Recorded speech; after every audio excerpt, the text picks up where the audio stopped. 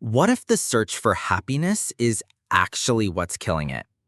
What if all this pressure to be positive, to always be better, is just locking you in a cage of never enough? We're drowning in self-help, drowning in optimizing everything, yet that gnawing dissatisfaction, it just sticks around. We chase likes, we polish our online lives, we hunt for that mythical, always happy state, only to feel emptier. Is this just life, or have we been sold a lie? What if real contentment isn't about hustling harder, but about letting go? And stick around, because there's one profound idea that can help you ditch the anxiety. But first, we need to talk about the invisible walls we've built around our feelings. This idea that you must constantly become a better you, that happiness is a destination you reach through sheer willpower and positive vibes, that's a pretty new story we're telling ourselves. It's everywhere in motivational culture, but it's often missing the wisdom philosophers and psychologists have shared for centuries. Take Arthur Schopenhauer. He thought life was basically a constant swing between pain and boredom. Our desires, he said, are just insatiable. Fulfill one and another pops up. Or worse, you're just left bored. This endless chase, this will to live, it's a blind force driving us. In chasing pleasure, that's just a temporary distraction from the underlying lack. Picture this. Life's a pendulum. It swings from pain to boredom, back and forth, forever. When you're hurting, you want relief. You get it, and bam, boredom. So you crave something new to kill the boredom, which inevitably leads to more pain when it doesn't work out, or when it does and you're left wanting again. Schopenhauer wasn't being a downer. He was just saying this is it. The real trap is trying to stop the pendulum. We're told happiness is the absence of suffering. But trying to force that? It's like trying to stop the pendulum by shoving it harder the other way. The harder you fight life's natural ups and downs, the more you suffer. Anya, for example, she's the picture of success. Killer job, gorgeous home, Instagram feed screams, pure joy. But behind the filter, she's exhausted. She wakes up dreading the day, not because of work, but because she feels she should be ecstatic. A tiny setback at work, she beats herself up, convinced she's not resilient enough. A quiet night in, wasted time. She's constantly looking over her shoulder, convinced everyone else has the effortless joy secret, while she's stuck in the endless trying loop. Anya isn't failing because she's not trying hard enough. She's failing because she's misunderstood what it means to be human. This denial of the messy bits has a real psychological cost. It creates this massive gap between what you feel and the perfect image you think you need to show. Think about Ben. He's internalized the always be happy rule to the extreme. His job is brutal. His relationship is rocky, but he's Mr. Sunshine. A colleague is venting. He's right there. Look on the bright side, or everything happens for a reason. He thinks he's helping, but by shutting down any negativity, his own or anyone else's, he's built a wall. He can't connect deeply because he won't acknowledge shared vulnerability. His own anxiety just festers underneath, masked by a forced smile. And Chloe, she's an artist. Her work is raw, exploring loss, sadness, but the art world, her peers, they want uplifting, accessible. So she's censoring herself, forcing brighter colors, happier subjects.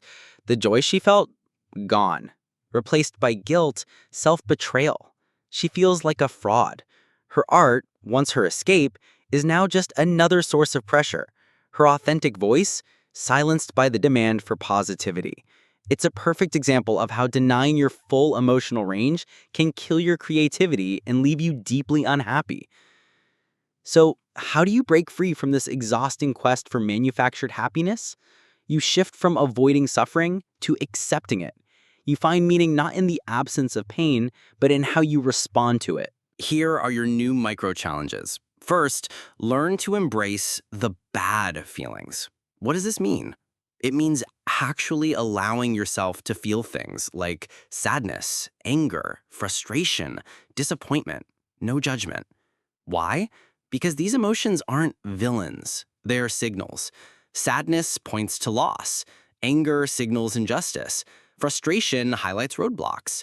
Stuffing them down doesn't make them vanish, it just makes them fester or blow up later. Letting them in lets you process, learn, and connect authentically. How? Try mindfulness. When a tough emotion hits, instead of shoving it away, just notice it. Where do you feel it in your body? What thoughts come with it? Just label it. Okay, I'm feeling sadness right now. Or try journaling, art, or talking to someone you trust. Your challenge? Society screams, be happy. This will feel weird. You might feel guilty for not being cheerful.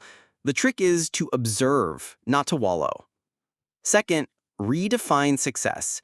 Ditch the fleeting stuff. What does this mean? Stop defining success by how many good times you collect or how little discomfort you feel.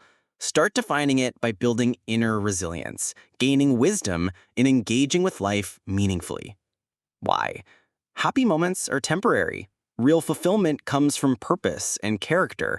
Resilience means you can handle life's inevitable punches without getting knocked out. Wisdom, though, that comes from learning from everything, not just the easy parts. How? Find your core values, what truly matters to you beyond instant gratification.